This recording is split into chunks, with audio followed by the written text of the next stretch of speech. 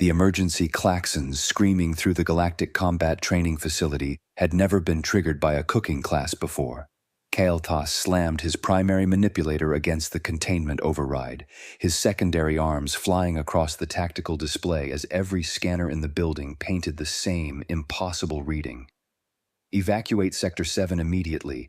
We have a Class Thuotun extinction weapons signature in the culinary wing. Sir, that can't be right, Vexia said from the weapons analysis station, her crystalline features flickering with disbelief. The only registered Class Thuoth weapon in this quadrant is the blade that ended worlds. I know.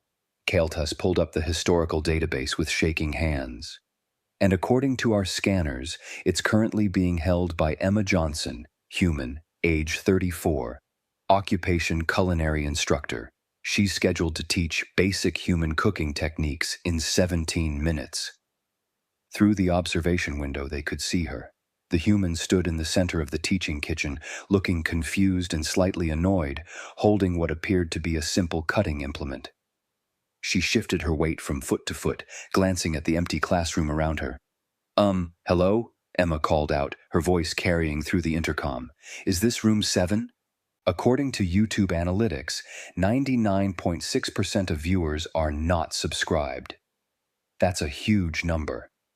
By subscribing the channel that is completely free, you'll help support the channel and never miss fresh content. The orientation packet said room 7 at 900 hours. Am I early or? The molecular scanners shrieked again. The knife in her hand registered quantum disruption signatures across 47 different spectrums. Seal the sector, Kael'thas ordered. Full containment protocols. Nobody in or out until we understand what we're dealing with. Sir, Vexia's voice cracked slightly. The weapon's signature is identical to the one that fractured the Velan moon. The Treaty of 2247 explicitly forbids the possession of. I'm aware of the treaty. Kael'thas activated the facility-wide communication system. Attention all personnel. This is not a drill. Evacuate training sectors 5 through 9. This is a Code Crimson scenario. Through the window, Emma looked up at the announcement, then down at her knife, then back up with an expression of dawning concern. Wait, is this about the knife? The packet said, no real weapons, so I brought my cooking knife. It's just my Nana's carbon steel knife. Are you guys okay? Vexia pulled up the molecular analysis, her hands trembling. Sir, the edge exists in a quantum destructive state. The molecular alignment is so precise it's literally disrupting space-time at the point of contact. This shouldn't be possible. The energy requirements alone would... Get Jotaro from historical weapons analysis, Kael'thas interrupted. And someone get me the Galactic Council on Priority channel. Now. Emma tapped the knife blade with her fingernail, producing a clear ringing sound. Hello, can anyone hear me? I don't understand what's happening. Should I put this down? Should I leave? Do not put it down, Kael'thas shouted into the intercom, then caught himself and modulated his voice to something approximating calm. Ms. Johnson, please remain absolutely still. We're experiencing a technical difficulty with our scanning equipment. Oh. Emma relaxed slightly. Technical problems. Yeah, that makes sense. These old buildings, right? She laughed, a casual sound that made Kael'thas's blood run cold because she was laughing while holding a weapon that had ended 3 wars. Take your time. I've got nowhere to be, except teaching a bunch of aliens how to properly dice an onion. Vexia pulled up the class roster. Sir, she's scheduled to demonstrate cutting techniques on various Earth vegetables. If she actually uses that weapon on organic matter in a cutting motion... I know, Kael'thas said grimly. Assemble the hazmat response team, full quantum shielding, and find out how a human culinary instructor got her hands on a Class Thuotun weapon. 20 minutes later, Jotaro arrived with a full tactical analysis team, each member wearing quantum disruption armor that could theoretically survive a direct nuclear blast. Through the reinforced observation window, they watched Emma Johnson sitting on a counter, swinging her legs and scrolling through her personal communication device, the knife resting casually beside her. "Show me the readings," Jotaro demanded. Vexia pulled up the spectral analysis. Molecular disruption signatures across all measurable spectrums. The blade's edge is aligned to within 0.001 angstroms across its entire length. That level of precision would require quantum-level manufacturing capabilities we don't possess. Jotaro studied the data, his 4 eyes narrowing. "And she claims this is a cooking implement?" "A family heirloom, according to her initial statement," Kael'thas said, "passed down from her grandmother." "Impossible. The blade that ended worlds was destroyed after the Vex-Thule Accords. We have verification codes and witness testimony from—" Jotaro stopped, his primary breathing spiracle fluttering rapidly. "Pull up the historical database. Search for human kitchen implements, carbon steel composition." Vexia's manipulators flew across the interface. The search results populated. Her crystalline structure actually flickered with shock. "Sir, there are over 40 million registered human kitchen knives in the Galactic database. Every single one shows similar molecular signatures." The room fell silent except for the hum of scanning equipment. "That's not possible," Kael'thas whispered. "They can't all be—" "They are," Jotaro said, his voice hollow. "Pull up Earth's historical timeline. Search for knife development." The display showed human history stretching back thousands of years. Stone knives, bronze knives, iron knives, steel knives. Each iteration showing increased molecular precision. "They've been perfecting this technology for 8,000 years, Jotaro said. "This isn't a weapon. To them. This is Tuesday." Through the intercom, Emma's voice crackled. "Hey, I don't mean to be pushy, but I've got vegetables in the cooler that need to be prepped. If this is going to take a while, can I at least get started on the lesson plan? My students are probably wondering where I am." Kael'thas activated the communication channel. "Ms. Johnson, we need to ask you some questions about your implement." "My knife?" Emma picked it up, turning it over in her hand. The scanners shrieked. 3 tactical team members flinched. "Sure, what do you want to know?" "It's a Wusthof Classic, 8-inch chef's knife. Nana got it in 1987 and gave it to me when I graduated culinary school. Carbon steel, so you have to keep it dry and clean or it'll rust, but if you maintain it properly, it'll last forever. This one's still going strong at, 150 years old." "You've had this weapon for over a century?" Vexia asked. Emma laughed. "No, I've had it for about 12 years, but the knife itself is 150 years old. That's not even that impressive. My cousin has one from the 1800s that still works perfectly." Jotaro leaned toward the microphone. "Ms. Johnson, I'm Jotaro, Senior Weapons Historian for the Galactic Council. Can you explain how you maintain a quantum disruption edge for over a century?" "A what now?"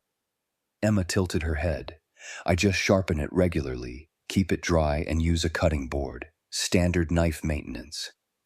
"Did nobody tell you guys this stuff? How do you cook without knives?" The question hung in the air like a detonation. "We use molecular deconstructors," Kael'thas said slowly. "They're designed to safely separate organic matter without creating quantum disruption fields." Emma blinked. "You use what?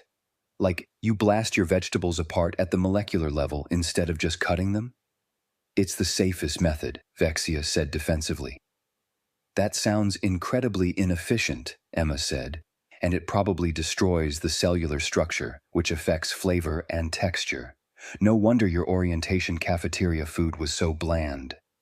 Someone on the tactical team made a wounded sound. Emma stood up, holding the knife properly in a chef's grip. "Look, I don't know what's going on with your scanners, but I'm a professional. I've taught this class on 17 different space stations. If you want to call off the class, fine, but at least let me show you what this knife is supposed to do. I brought vegetables." "Absolutely not!" Kael'thas shouted. "You cannot activate that weapon on organic matter in a contained space." "Activate?" Emma laughed again, that casual sound that made trained military personnel want to hide. It's a knife, not a phaser. You don't activate it, you just cut things. She reached into the cooler beside her and pulled out a red earth vegetable, a tomato according to the cultural database. Ms. Johnson, I'm ordering you to step away from the organic matter, Kelthas said. Emma looked directly at the observation window. Look, I appreciate that you're being cautious, but I've got a job to do. Watch and learn. She placed the tomato on the cutting board and brought the knife down in a smooth, practiced motion. Every scanner in the facility screamed. The molecular disruption readings spiked across 47 spectrums. The quantum field analysis showed reality itself fracturing along the knife's edge. The tomato separated into two perfect halves, each cell wall sliced with molecular precision, the interior structure completely intact. Emma made 3 more cuts, producing 8 perfect wedges. See? Perfect cuts. No crushing, no tearing, just clean separation. That's what a properly maintained knife does. Jotaro stared at the readings.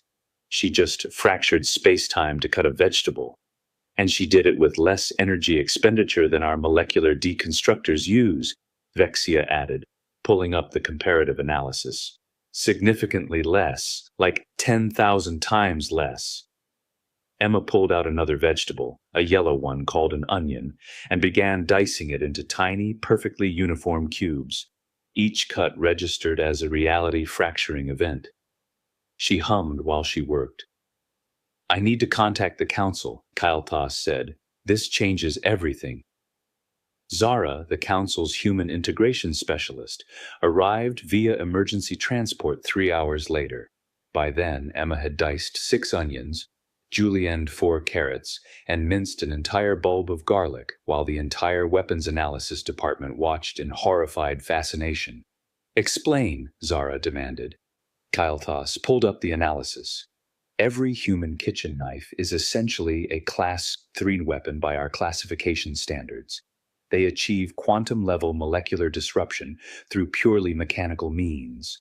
No power source, no energy fields, just incredibly precise metal edges maintained to impossible standards. And they use these for cooking? Daily, Jotaro confirmed. Historical records show humans teach children to use these implements by age 10. They're considered basic household items. Zara watched Emma through the window. The human was now demonstrating knife maintenance, running the blade across a rectangular stone with practiced ease. The scanners showed the molecular edge being refined to even greater precision.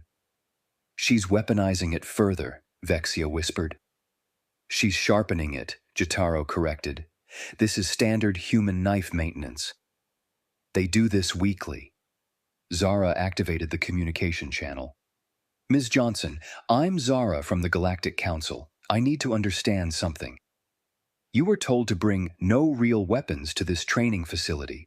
Why did you bring that knife? Emma looked up, confused. Because it's not a weapon, it's a cooking knife.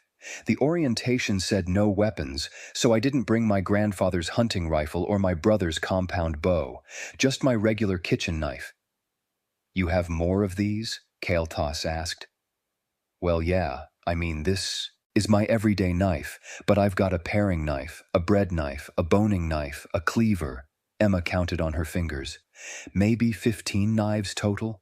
That's pretty standard for someone who cooks professionally. The room fell silent. 15, Zara repeated. Mid-grade knives, nothing fancy, Emma added. My mentor has a collection of Japanese blades that cost more than my apartment. Those things are works of art. Hand-forged, perfect balance, edges so sharp you can split atoms. She's joking, Vexia said desperately. That's human humor. She must be joking. Emma pulled up something on her personal device and held it toward the camera. See? That's a Masakage Yuki Gyuto. Retail price, 8,000 credits. Edge retention measured in years of daily professional use. That's what I'd call a really good knife. Jotaro checked the database. According to human commercial sites, that knife model exists. There are over 300 customer reviews praising its exceptional sharpness and perfect edge. How do you cook? Emma asked suddenly. Like, I know you said molecular deconstructors, but what about precision work? Fine cuts, brunoise, julienne, chiffonnade? How do you get consistent results without proper knives? We don't, Vexia admitted. We use prefabricated nutritional compounds assembled into acceptable shapes. Emma's face went through several expressions in rapid succession. You don't actually cook? Like you don't actually cut vegetables and combine ingredients and build flavors? The molecular deconstructors are considered too dangerous for most species to operate without extensive training, Kael'thas explained. But they're less dangerous than my grandmother's knife, Emma said slowly. And you think my knife is incredibly dangerous, so you just don't cook. Correct. Emma looked at her knife, then at the vegetables, then at the observation window. That's the saddest thing I've ever heard. No wonder you guys wanted human cooking classes. Zara leaned toward Kael'thas. What's the security recommendation? I have no idea, Kael'thas admitted. By our standards, she's carrying a weapon of mass destruction. By human standards, she's carrying a basic household tool. Our entire classification system doesn't account for mechanical precision at this level. The treaty explicitly forbids Class 2 weapons in training facilities, Zara said. But it's not a weapon, Jotaro countered. It's a knife. The humans have been using them for 8,000 years without destroying themselves. Clearly, we're missing something fundamental about how these implements work. Through the window, Emma was arranging her diced vegetables into neat piles, organizing them by color and size. Her movements were efficient, practiced, utterly casual. She's not treating it like a weapon, Vexia observed. There's no reverence, no fear. She handles it like I handle my data stylus. Because to her, it is that mundane, Jotaro said. This is the equivalent of us being terrified of her pen. Zara made a decision. Let her teach the class. What? Kael'thas turned so fast his secondary arms flailed. You want to let her demonstrate Class 2 weapon techniques to students? I want to understand why humans don't consider these weapons, Zara corrected. The only way to do that is to see how they actually use them, with full observation and safety protocols, of course. Kael'thas wanted to argue. He wanted to cite regulations and safety protocols and common sense, but Zara was right. They needed to understand this. Full tactical observation, he said finally. Quantum shielding active.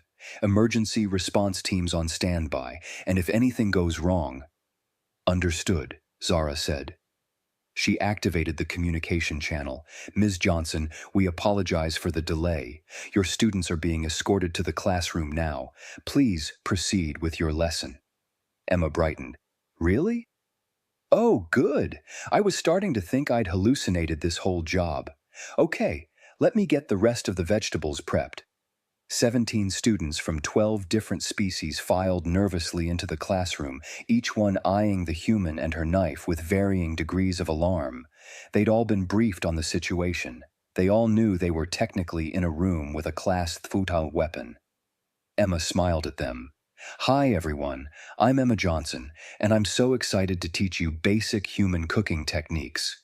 Today, we're starting with fundamental knife skills. Don't worry. I brought practice knives for you all that are much less sharp than mine. We'll work up to using proper chef's knives over the semester. She held up her grandmother's knife. This is a carbon steel chef's knife. It's the most versatile tool in a human kitchen. We use it for about 90% of our cutting tasks.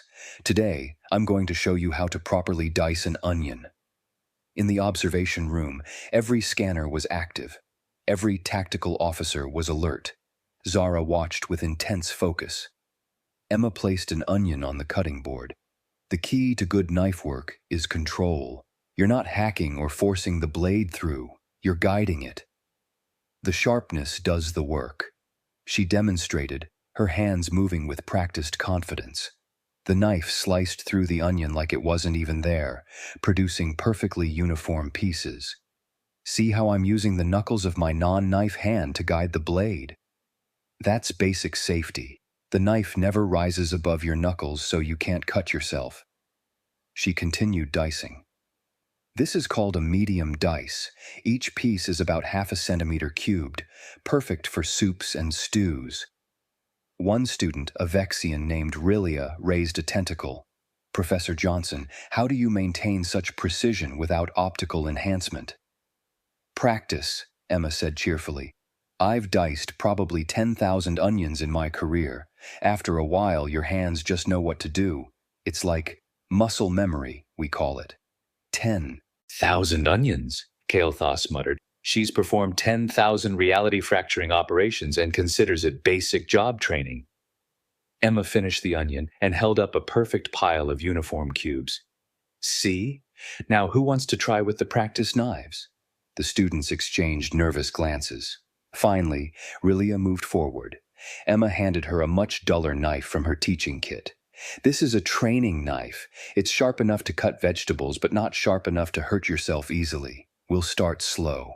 For the next hour, Emma patiently taught 17 alien students how to hold a knife, how to guide it, how to maintain control. She corrected grip, adjusted angles, praised small successes. She was a good teacher, patient and encouraging.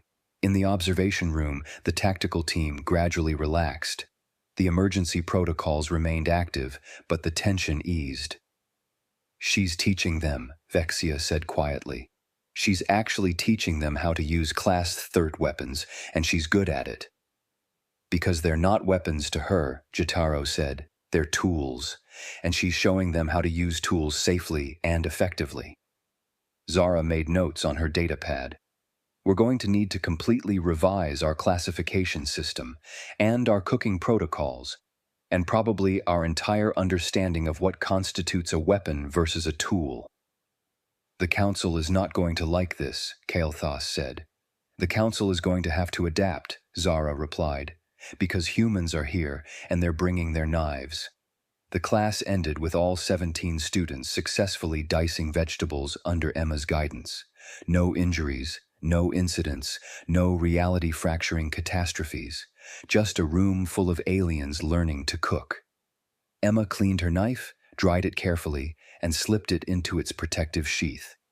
Great work today, everyone. For next week, we're doing soups. I'll teach you how to make a basic vegetable stock from scratch. It's going to be delicious. The students filed out, chattering excitedly about their diced vegetables. Emma packed her supplies, humming that casual tune that had terrified the weapons analysis department 6 hours earlier. Zara entered the classroom. Ms. Johnson, thank you for your patience today. Emma laughed. No problem, though I have to ask, what was that all about? The emergency protocols and everything? Our scanning equipment isn't calibrated for human implements, Zara said diplomatically. We had to verify that your knife met our safety standards. Oh, yeah, that makes sense. Different technology bases and all that. Emma shouldered her bag. Happy to provide any documentation you need. This knife's been in the family for over a century. Nana would kill me if I let anything happen to it. I'm sure she would, Zara said faintly. Emma paused at the door.